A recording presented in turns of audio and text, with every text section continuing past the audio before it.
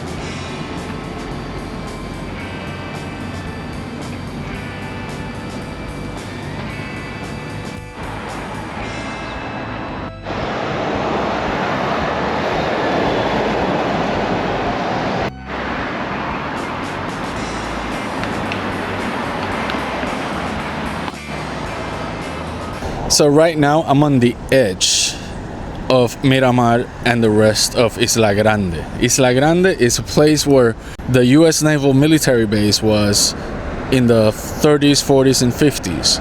And right under us, the highway. It just goes into the islet of Old San Juan. Miramar is one of the last places in San Juan where the city still whispers in Spanish, even though it's been living an American century for well over 100 years. These houses, they're not just they're identity, frozen in time, island and shadows. Today, I'm walking Miramar, one of San Juan's earliest planned residential suburbs, where architecture became a language, Spanish past, American present, and Puerto Rican pride all arguing politely in stone.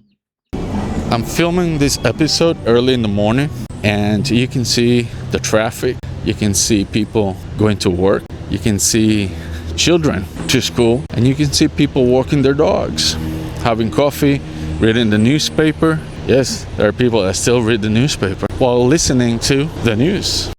By the mid-1800s, this area is known as El Olimpo. In 1841, there's even an auction request for the Estancia El Olimpo, complete with a residence, stables, and cattle.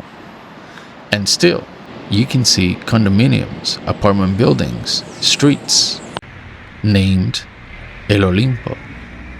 As the Carretera Central expands, San Juan's elite begins coming out at here. Carriages, day trips, summer air, country houses multiply. But the growth is messy. By 1879, the municipal architect is warning there are barely any construction rules. The only real requirement, build parallel to the main road. So you get this long, linear development. Big properties stretching from the road toward the lagoon or the mangroves. It's not urban planning, it's wealth with momentum.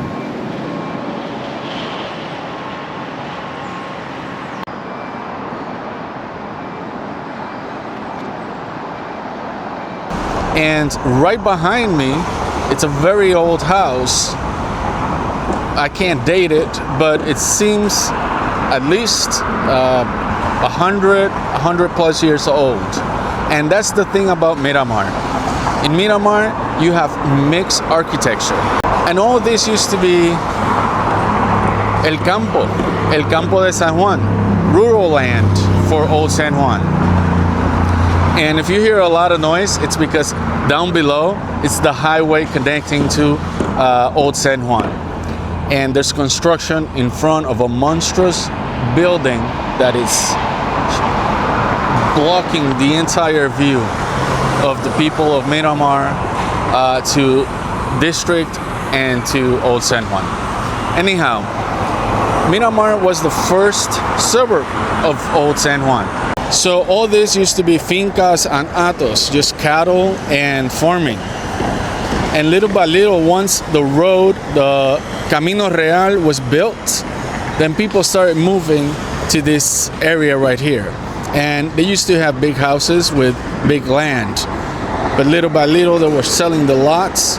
And then after 1898, when the Americans arrived, Miramar kind of became this hip neighborhood to be in and to live in. And a lot of mixed architecture, Old Spanish, Andalusia, Criollo architecture, and American architecture all cohabited in here. It wasn't until later in 1950s and 60s that high-rises started to being built. And most of them right here on the edge of Miramar overlooking Old San Juan.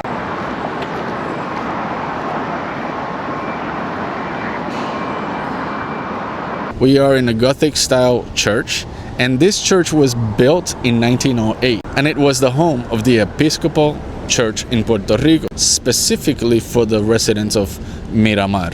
And later in the 1970s, the Catholic Church got the building, and it's a perfect example of the many different style architectures in Miramar. It's just a mix of architecture, and if you love architecture, if you love history or architecture history, this is paradise.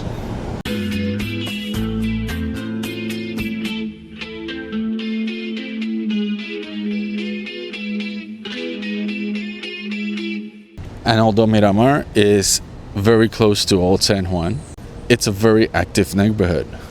There are a lot of restaurants, a lot of bars, shopping centers, hotels. There's a lot of hotels in here.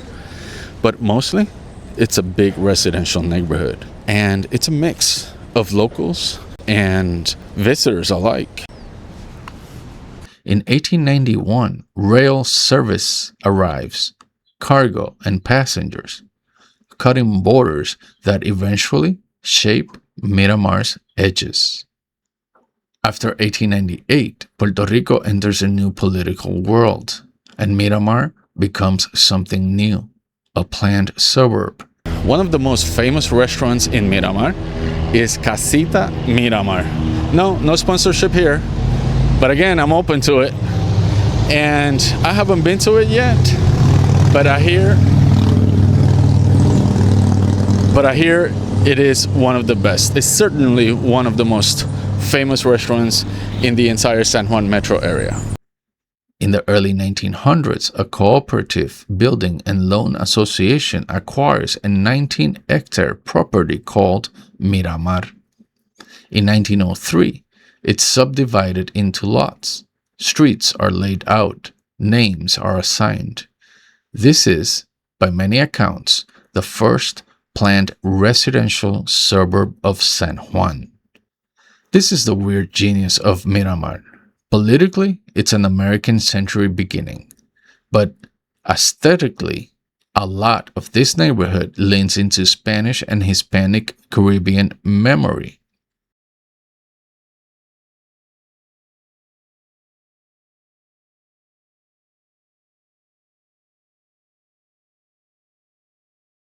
Another interesting thing about Miramar is the naming of the streets, and that goes very well with the different types of architecture. You know how I was telling you earlier that there's a mix of different varieties of architecture, cultures, and people, even different social classes in this neighborhood, and they coexist all together. And that is very well documented also, not just in the architecture, but also in the naming of the streets. You have Jose Marti, you have Fernandez Juncos, Jose Marti representing Cuba, you have Calle Madrid representing Spain, you have Calle McKinley, McKinley as in President McKinley, you have Fernandez Juncos, Puerto Rican. So you have all that mix of people represented in the naming of the streets also. So yes, you can see the symbolism all over Miramar. And it's right there. It's very visible. You can see it, you can feel it, you can hear it, and you can taste it.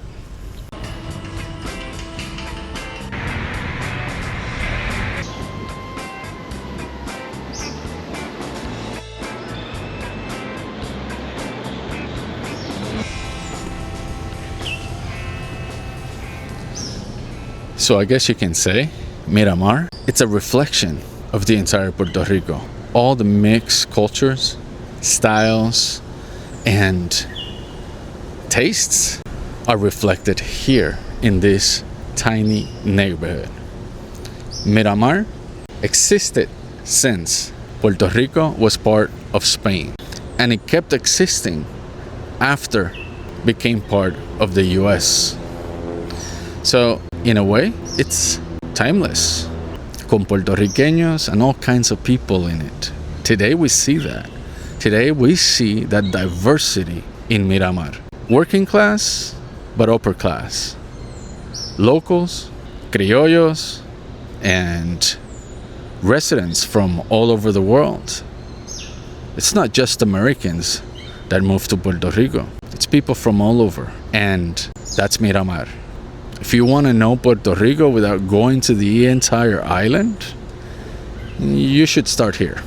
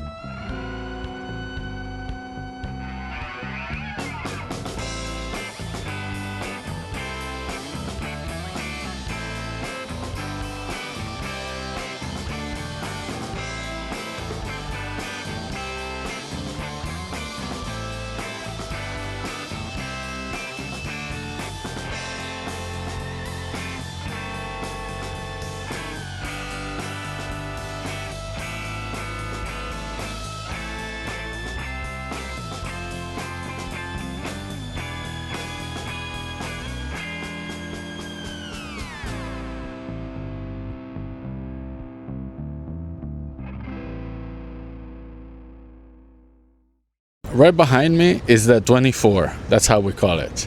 And this is where all the waiters, bartenders, chefs, cooks, and everybody from the industry comes to get their cold drink at 12, 1, 2 in the morning. This is where the industry hangs out. From roughly 1898 to 1930, you see revivalist styles, Spanish-inspired, Mediterranean, lo criollo, showing up in elite housing. It's nostalgia, it's resistance, it's status. And it's climate logic too. Courtyards, shade, ventilation. What's good about Miramar is that you can live, work, play, shop in the same neighborhood.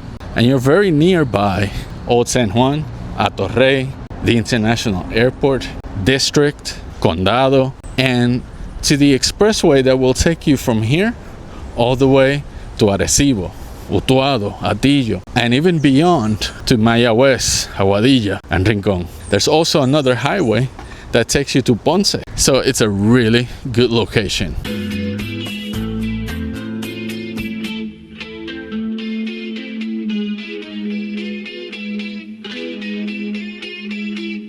Miramar houses are basically saying, we can live in the modern world without surrendering the older one. Once American urban planning influence accelerates, cars, highways, zoning, tourism, the architecture shifts. Patios give way to AC. Wrought iron starts losing ground to glass, mosaic to terrazzo. Then, concrete mid-rises move in. This is the emotional core of Miramar. You can literally watch the island's 20th century happen, style by style, on a single walk. Miramar isn't perfect, but it's one of the last places where San Juan still has the early 20th century architectural vocabulary in the flesh.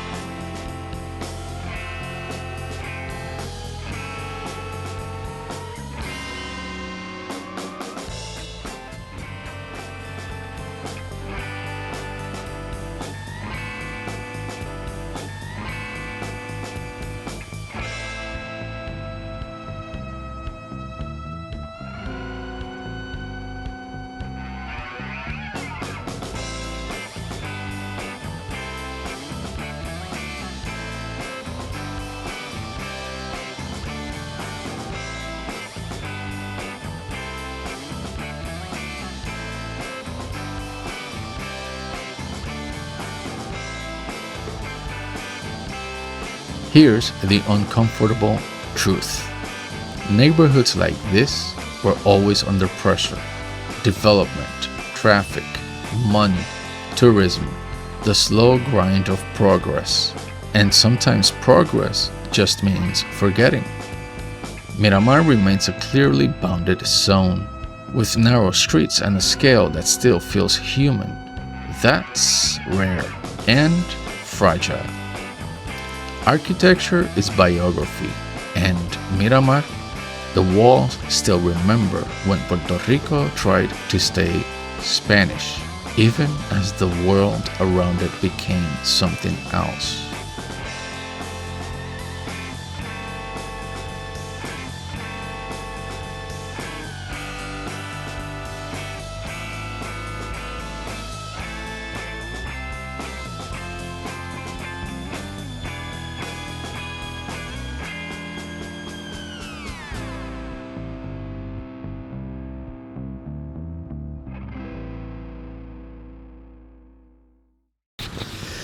I can't help it but to imagine how Miramar used to look back in the 1700s.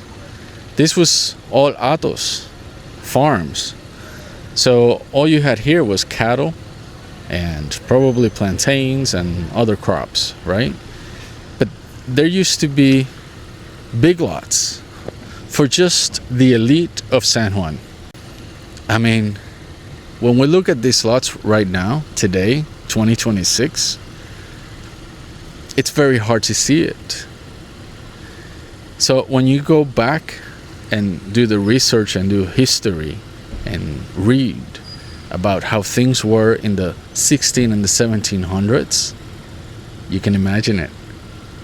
You can certainly imagine it.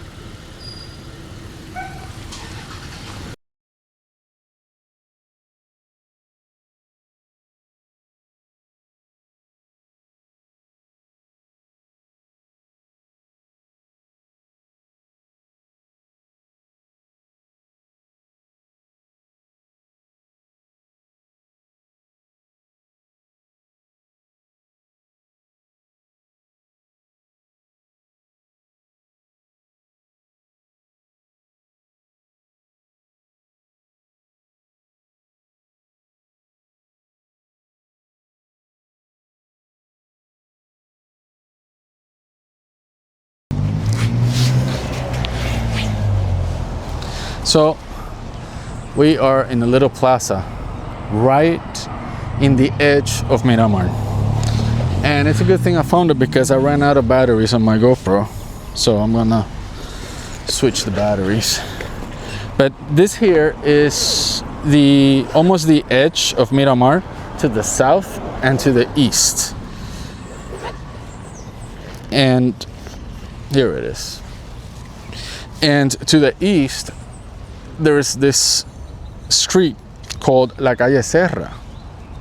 And La Calle Serra, in the last few years, have become the center for restaurants and bars. There's a lot of little restaurants and little bars and little bakeries. And it's been going on for about 10, 15 years or so. It had a revival of some sorts, you know. My wife and I have actually had dinner a few times there. And so we're gonna go there next. And this here is the little plaza. There's a statue there of some sort, so we're gonna go check it out. And there's the camera I'm filming from. And this is all the plaza I'm telling you all about. We're gonna go check it out. And then we're going to Serra Street. It's early. It's around, well, it's 10 a.m. So I doubt there are restaurants open. But if there is a little coffee shop, I think I need some water and some coffee before I have a cold beer.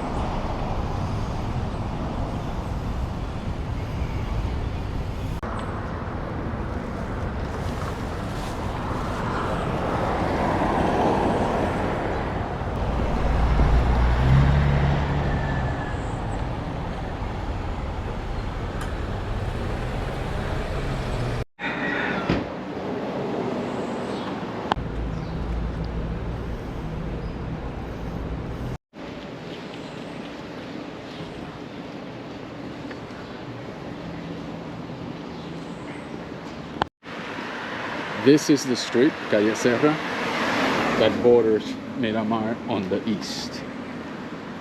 And there used to be a lot more restaurants in this area, but there are quite a few.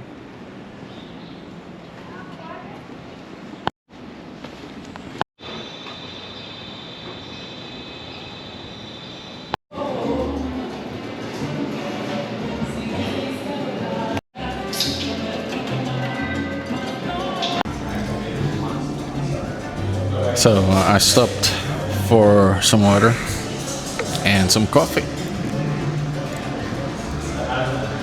just to get hydrated and get some more energy to keep on walking. But I wanted to tell you a little bit about the history of Miramar.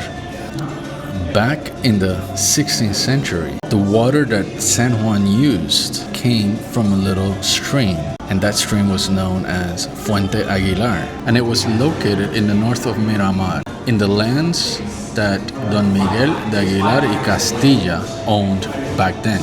Don Miguel was a resident of the capital, and he had lands in these parts. He also had worked in the construction of the old bridge that used to cross from the islet of San Juan to Santurce, which Miramar is part of Santurce. So that bridge, the bridge San Antonio, was the one that Mr. Don Miguel Aguilar used to work in. And this was all lands. It was just, like I mentioned before, it was farms and cattle, until in the last part of the 17th century, El Camino Real fue construido. So from Old San Juan, from what we call Old San Juan today, all the way to El Hato del Rey, they built a road, the Royal Road. And that road connected the capital with what today is known as Hato Rey, or the financial district. But back then, it was El Hato del Rey. That's why it's called Hato Rey. And El Hato del Rey was the ranch of the king, literally translated. Hato translates to ranch, cattle ranch. So that road connected the capital to Hato Rey, and Miramar got a boost in residents. A lot of families from the elite of San Juan were building houses, summer houses, vacation houses over here. Remember, this was rural area. In the 17th of April, 1797, this is a really cool story. Mr. Ralph Abercrombie landed in San Mateo de Cangrejos, which is this part, what today is known as Santurce. And he just wanted to invade Puerto Rico and take over it. So families from Miramar, Puerta de Tierra, and San Juan actually took their little boats called piraguas. That's why we have now a refreshing little sweet snack that is called piragua, because it's in the shape of a piragua. Most of them actually sank their piraguas into the Bay of Condado and San Juan. That way the ships of the British couldn't capture San Juan in the south, because from the north you had all of these forts like El Morro, San Cristobal, and San Jerónimo that they were defending the city. But the residents actually sank their boats to protect not only the city but the island.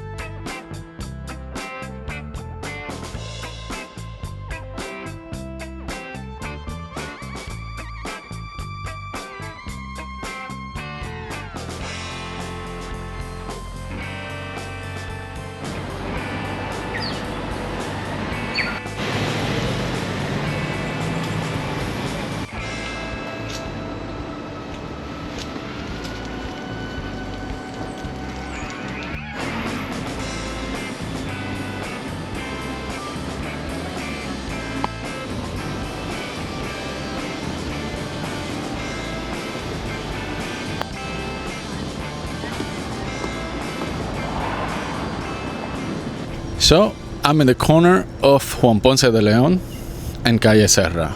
And this is the edge of Miramar on this side, on Miramar on this side, and Santurce to that side. Ponce de Leon is the avenue that in the 16th and 17th centuries, it was called El Camino Real. Later, in the 1800s,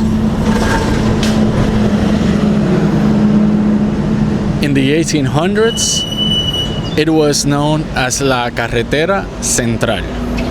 Today is known as Avenida Juan Ponce de Leon or Avenida de la Constitución, both names. Because in Old San Juan and Puerta de Tierra, that part right there, it's called Avenida de la Constitución. And I've talked about that in the video about Puerta de Tierra, the center of power. Right here, check it out.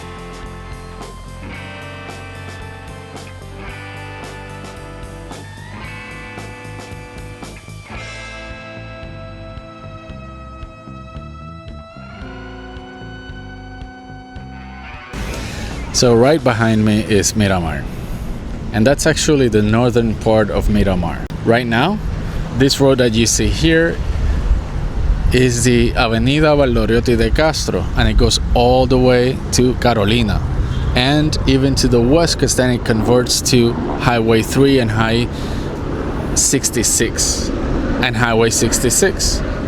So it borders Condado and the Lagoon of Condado.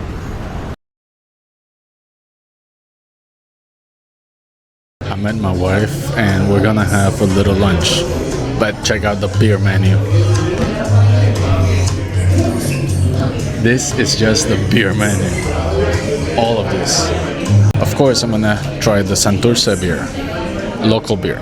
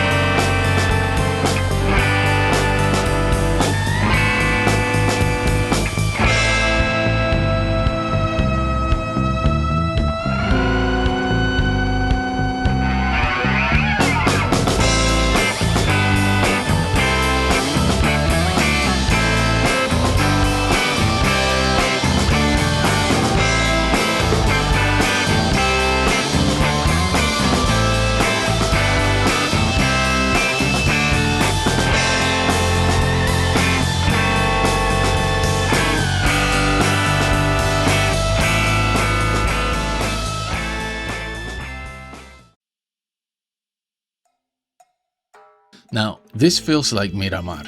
Not tropical, not frozen, not a beach cocktail. A proper gin and tonic. Because if there's one place outside Britain that truly turned the gin and tonic into an art form, es España. Originally, the gin and tonic was born out of the British Empire.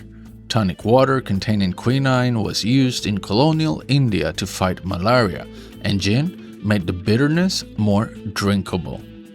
But Spain took that simple highball and transformed it into something elegant. In Spain, especially from the Basque region to Madrid and Andalusia, the gin and tonic became less of a mixed drink and more of a ritual.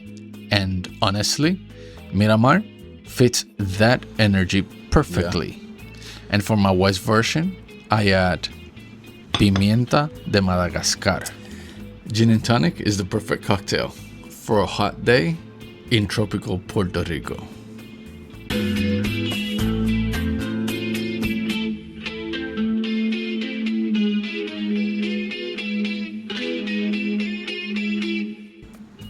Let me know what you think down in the comments below, and thank you to all of those who in the past few episodes have taken their time to not only comment but to subscribe and share the video, and also to all of those who actually left a super thanks. Well, I'm super thankful. And of course, if you enjoyed this episode and you enjoy traveling, history, gastronomy, mixology, culture, art, exploring not only Puerto Rico, but the world that is connected to Puerto Rico, subscribe to this channel. And you can also become a member. That I would appreciate a lot also. So I hope you have a great Sunday. I hope you have fun today, wherever you are. Today is Sunday, Memorial Day weekend. So a super thanks to all of those who served and protected, and to all of those that are still serving and protecting. Have fun, get out, go see the world. And the world starts in your front door. Get smart, have fun, be nice, and of course, it's Sunday, so go to church. And let me know if you make the gin and tonic. Also, let me know if you've had gin and tonic in Spain. It's Sunday, go to church, and salud.